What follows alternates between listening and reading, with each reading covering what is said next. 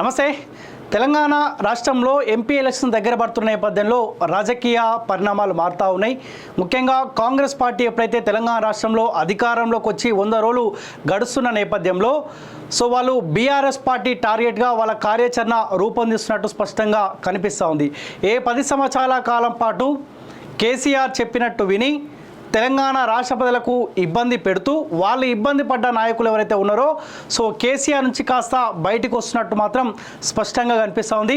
రీసెంట్గా చాలామంది నాయకులు కూడా బీఆర్ఎస్ పార్టీ ఎంపీలు కావచ్చు, కొంతమంది ఎమ్మెల్యేలు కావచ్చు, కాంగ్రెస్ పార్టీ తోటి చర్చలు జరుపుతున్నట్టు, కొంతమంది స్వయాన కాంగ్రెస్ పార్టీ కండువా కప్పుకున్న పరిస్థితులు కూడా మనం చూసినాం.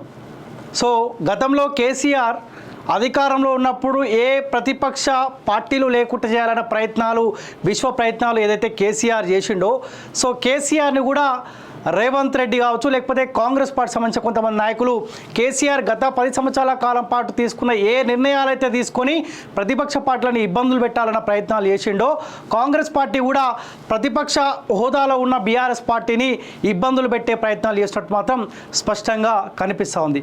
అయితే కొద్దిసేపటి క్రితమే కాంగ్రెస్ పార్టీ సంబంధించిన ఇన్ఛార్జ్ దీపాదాస్ మున్షీ గారు ఎవరైతే ఉన్నారో వారు బీఆర్ఎస్ పార్టీ సంబంధించిన ఎంపీ కేశవరావు గారి కూతురు Vijayalakshmi Hyderabad mayor, GHMC mayor ఎవరైతే ఉన్నారో వారితోటి భేటీ అయినట్టు తెలుస్తూ ఉంది. మీకు అందరూ తెలుసు, ఎంపీ కేశవరావు 2013లో బీఆర్ఎస్ పార్టీ కండువా కప్పుకుంటూ ఆనాడు కాంగ్రెస్ పార్టీని వదిలి కాంగ్రెస్ పార్టీ తెలంగాణ రాష్ట్రాన్ని ఇస్తలేదని చెప్పి ఆయన బీఆర్ఎస్ పార్టీలో చేరిన నేపథ్యంలో 2014లో కాంగ్రెస్ పార్టీ తెలంగాణ రాష్ట్రాన్ని ఇచ్చిన తర్వాత కేసీఆర్ కూడా ఆనాడు కాంగ్రెస్ పార్టీని వదిలి ఒక సీనియర్ నాయకుడు, గతంలో కాంగ్రెస్ పార్టీ అధికారంలో ఉన్నప్పుడు కాంగ్రెస్ పార్టీకి సేవలు అందించిన కేశవరావు గారిని గౌరవించుకోవాలన్న ఆలోచనతో 2014 తర్వాత తెలంగాణ రాష్ట్రం ఏర్పడిన తర్వాత గులాబీ పార్టీ, ఆనాడు ఉన్న టీఆర్ఎస్ పార్టీ అధికారంలోకి వచ్చిన నేపథ్యంలో కేశవరావు గారిని రాజ్యసభ ఎంపీగా నియమించిండు. 2 సార్లు ఆయనకు అవకాశం ఇచ్చిండు. బీఆర్ఎస్ పార్టీ రాను రాను కనుమరుగైపోయే అవకాశం ఉంటుందన్న నేపథ్యంలో మళ్ళీ తన సొంత పార్టీ అయిన కాంగ్రెస్ పార్టీ తీర్థం పుచ్చుకోవాలి, కాంగ్రెస్ పార్టీ కండువా కప్పుకోవాలని చెప్పి కేశవరావు డిసైడ్ అయినట్టు తెలుస్తూ ఉంది. అందులో భాగంగానే కాంగ్రెస్ పార్టీ ఇన్ఛార్జ్ దీపాదాస్ మున్షీ, వేం నరేందర్ కాంగ్రెస్ పార్టీ సంబంధించిన సలహాదారుడు ఎవరైతే ఉన్నారో వాళ్ళతోటి మేయర్ విజయలక్ష్మి, ఎంపీ కేశవరావు భేటీ అయినట్టు తెలుస్తూ ఉంది. వాళ్ళ నిర్ణయం కూడా దాదాపు కాంగ్రెస్ పార్టీ కండువా కప్పుకోనికి రెడీ అయినట్టు తెలుస్తూ ఉంది. ఏదేమైనప్పటికీ కేసీఆర్ గత 10 సంవత్సరాల కాలం పాటు ఏ నిర్ణయాలు అయితే తీసుకొని ప్రతిపక్ష పార్టీలని లేకుండా ప్రతిపక్ష హోదాలోనే ఉండొద్దు, నాకు ఎవడు తిరుగుబాటు చేయొద్దు, నా పైన నేను తీసుకునే నిర్ణయాలని ఎవరు తిరస్కరించొద్దు అనే ఉద్దేశంతో ఆనాడు కేసీఆర్ ఏదైతే ప్రతిపక్ష పార్టీలో ఉండొద్దని చెప్పి ఒక ప్రయత్నం అయితే చేసిండో నేడు కాంగ్రెస్ పార్టీ అధికారం ఉన్న నేపథ్యంలో 100 రోజులలోనే మనం చూస్తూ ఉన్నాం. బీఆర్ఎస్ పార్టీని వీడి దాదాపు వీళ్ళు 38 మందికి అవకాశం ఇస్తే 38 మందిలో ఒక కల్వకుట్ల కుటుంబం సంబంధించిన హరీష్ రావు, కేటీఆర్, ఈ కల్వకుట్ల కవితక్క ఇప్పటికే జైల్లో అరెస్ట్ అయ్యి ఆమె ఇప్పటికే విచారణ ఎదుర్కొంటున్న నేపథ్యంలో ఓన్లీ కల్వకుట్ల కుటుంబం సంబంధించిన కనుసంధానంలో ఉండే ఎమ్మెల్యేలు, ఎంపీలే కేసీఆర్ని పట్టుకొని ఉండే అవకాశం ఉన్నది. ఏ ఒక్క నాయకుడు కూడా, ఎందుకంటే 10 సంవత్సరాల కాలం పాటు కేసీఆర్ పక్కన ఉండి మన ఇబ్బంది పడ్డాం. ఇప్పుడు ఆయన చేతిలో అధికారం లేదు. అధికారం లేనప్పుడు ఆయన దగ్గర ఉండి మనకి ఇంకా ఏం మేలు జరిగే అవకాశం ఉండదు. పక్క పార్టీ నుంచి అధికార పార్టీకి పోతే కాస్త అక్కడ మనకు గౌరవం దొరికే అవకాశం ఉంటున్న ఆలోచనలో బీఆర్ఎస్ పార్టీ సంబంధించిన ఎమ్మెల్యేలు, ఎంపీలు ఉన్నట్టు తెలుస్తూ ఉంది.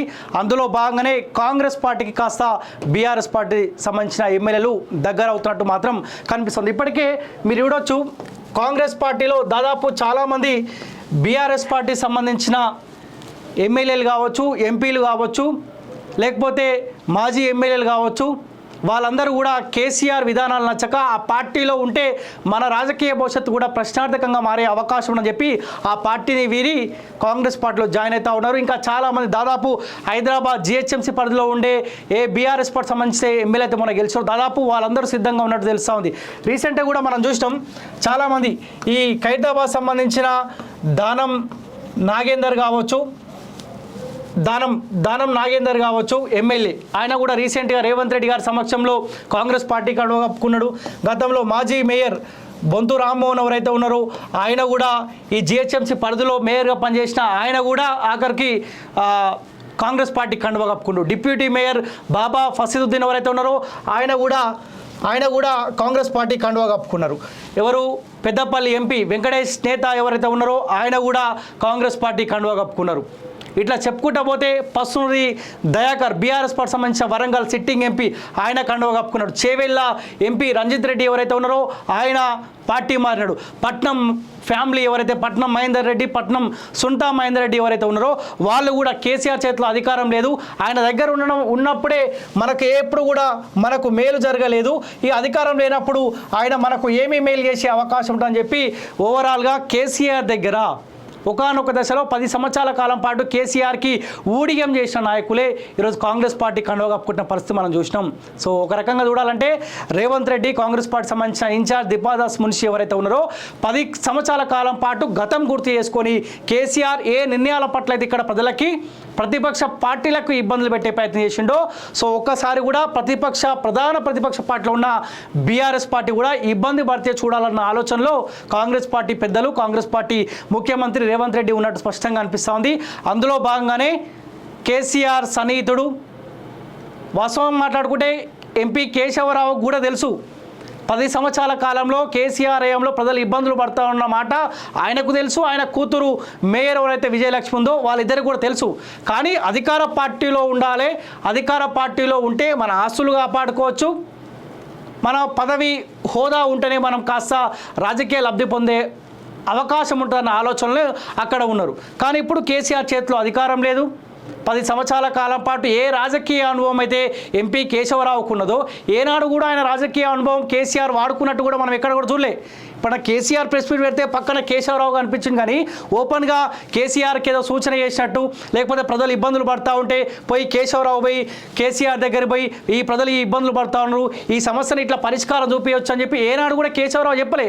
ఆ అవకాశం కూడా కేసీఆర్ లే. ఏదో ఆ సీనియర్ నాయకుడు కాంగ్రెస్ పార్టీలో ఉంటే ఆయన సూచనలు కాంగ్రెస్ పార్టీకి వేస్తే కాంగ్రెస్ పార్టీ కలిసి వచ్చే అవకాశం ఉందని చెప్పి ఆనాడు కేసీఆర్ సంకనకు ఈ కేశవరావుని తీసుకున్నాడు. ఏనాడు కూడా మీరు చూడండి, గత 10 సంవత్సరాల కాలంలో రాజ్యసభ ఎంపీగా ఉన్న కేశవరావు ఏనాడు కూడా కేసీఆర్కి ఒక సూచన చేసినట్టు ప్రజా సమస్యలపైన మాట్లాడుతూ ఏనాడు కూడా కనిపించదు. సో ఏదేమైనప్పటికీ అందరి టార్గెట్ ఏ 10 సంవత్సరాల కాలం పాటు అయితే బీఆర్ఎస్ పార్టీ పేద ప్రజల రక్తాన్ని తాగిందో ఆ పార్టీ కనుమరుగైపోతే చూడాలన్న ఆలోచనలో ప్రతిపక్ష పార్టీ అయిన బీజేపీ ఉన్నట్టు కనిపిస్తూ ఉంది, అధికార పార్టీ కాంగ్రెస్ పార్టీ కూడా అదే ప్రయత్నాలు చేసినట్టు కనిపిస్తుంది. సో ఏదేమైనప్పటికీ రానున్న రోజుల్లో ఓ కల్వకుట్ల కుటుంబం సంబంధించిన కేటీఆర్, హరీష్ రావు, కవిత, ఈ కేసీఆర్, ఈ సంతోష్ రావు, ఈ బ్యాచ్, ఈ దండుపాలెం బ్యాచ్ మాత్రమే ఈ బీఆర్ఎస్ పార్టీలో కొనసాగే అవకాశం ఉంది. రానున్న రోజుల్లో ఏ ఒక్క బీఆర్ఎస్ పార్టీ సంబంధించిన ఎమ్మెల్యేలు, ఎంపీలు ఏ ఒక్కరు కూడా ఉండే అవకాశం ఉండదు. ఎందుకంటే దానికి తోడు మీరు చూడండి, ఈ రాబోయే ఎంపీ ఎలక్షన్లో ఈ 17 పార్లమెంట్ పరిధిలో కూడా ఎక్కడ కూడా మొన్నదాకా చర్చ మెదక్లో కాస్త ఈ మెదక్కు పార్లమెంట్ పరిధిలో బీఆర్ఎస్ పార్టీ సంబంధించిన ఎమ్మెల్యేలు గెలిచారు కదా, అక్కడ రఘునందన్ రావుకు కూడా కొంత గెలుపు అవకాశం ఉండకపోవచ్చు అని చర్చ జరిగింది. ఇప్పుడు రఘునందన్ రావుకు కూడా దాదాపు ఆయన గెలుపు ఖాయమైపోయినది. సో అందుకే కూడా మన ఎమ్మెల్యేలు ఉన్న మెదక్ దగ్గరనే మనం గెలవలేకపోతా ఉన్నాం.